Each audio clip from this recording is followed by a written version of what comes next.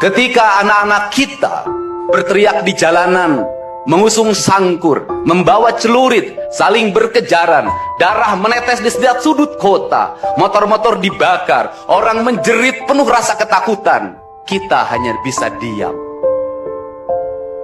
Ketika di sudut-sudut kota, anak-anak kita menenggak ciu. Ketika sudut-sudut kota, anak-anak kita makan eksimer. Ketika di sudut-sudut kota, anak-anak kita makan minuman oplosan. Mereka jatuh tersungkur, matanya merah penuh dengan rasa emosi, pulang ngamuk ke orang tuanya. Kita hanya bisa diam.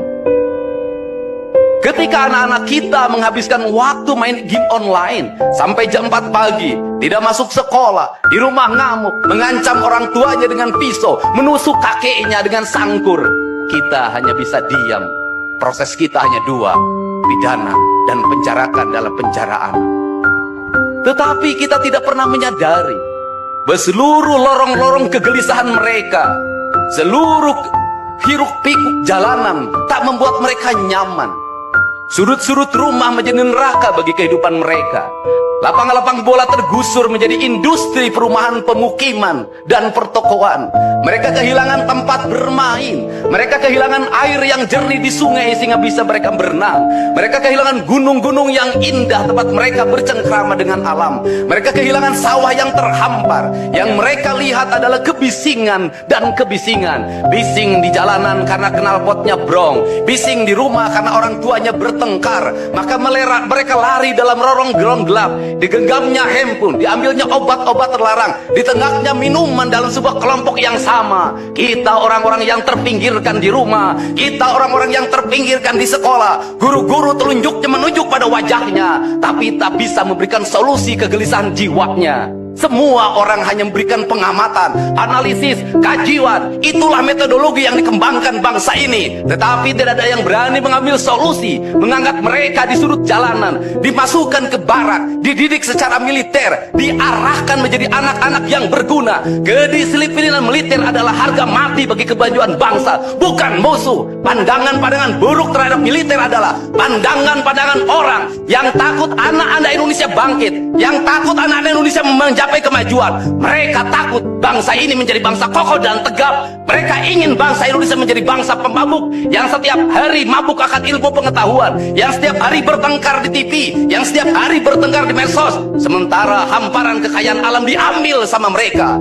Janganlah kita menjadi antek dari bangsa lain, memporak-porandakan diri sendiri dan bangsanya dengan alasan pengetahuan, dengan alasan hak asasi manusia.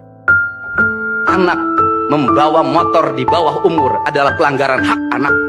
Kapan kita bertindak? Dan selama ini kita membiarkan anak-anak nonton film tanpa didampingi oleh orang tua. Itu adalah pelanggaran anak, dan kita tidak pernah bertindak. Anak-anak di bawah umur merokok, minum minuman keras, itu adalah pelanggaran hak anak. Semuanya kita berdiam. Anak-anak main game online, nonton tayangan-tayangan dewasa lewat media sosial, kita berdiam. Negeri ini akan hancur manakala semua orang berdiam. Maka orang yang memegang kekuasaan harus menggunakan tangannya untuk merubah seluruh kemunkaran ini menjadi sebuah kebajikan. Kalau kita berkomitmen pada bangsa ini, problem anak-anak kita adalah mengkonsumsi tayangan yang bukan haknya di media sosial. Maka saya meminta peraturan pemerintah yang mengatur tentang itu segera dilaksanakan.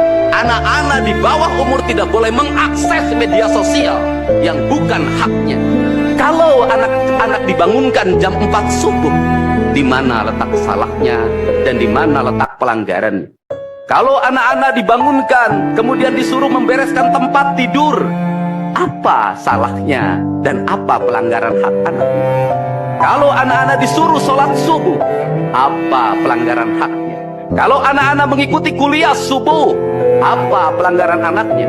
Kalau anak-anak disuruh ngantri kemudian makan pagi, sarapan pagi dengan telur, dengan nasi, dengan pisang dan minum susu, Di mana letak salahnya?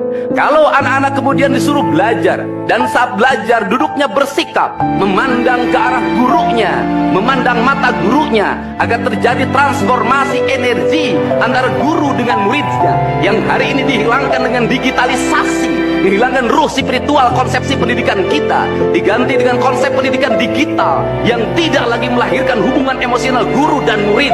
Akhirnya murid-murid tidak menghormati guru-gurunya karena guru lupa mengekspresikan nilai-nilai spiritual dalam dirinya pada murid dalam ruangan yang hening, diganti dengan papan belajar digital. Di mana letak salah?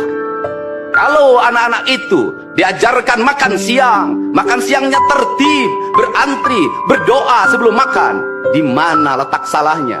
Kalau anak-anaknya sore hari diajarkan bola voli, sepak bola, latihan baris berbaris, di mana letak salahnya? Kalau sore hari anak-anak disuruh masuk ke masjid, mengikuti pengajian, di mana letak salahnya? Kalau setelah itu mereka makan malam, dan makan malam ditandai dengan berdoa, di mana letak salahnya? Kalau mereka jam 9 disuruh masuk bara, disuruh masuk ruang tidur, dan disuruh tidur, di mana letak salahnya?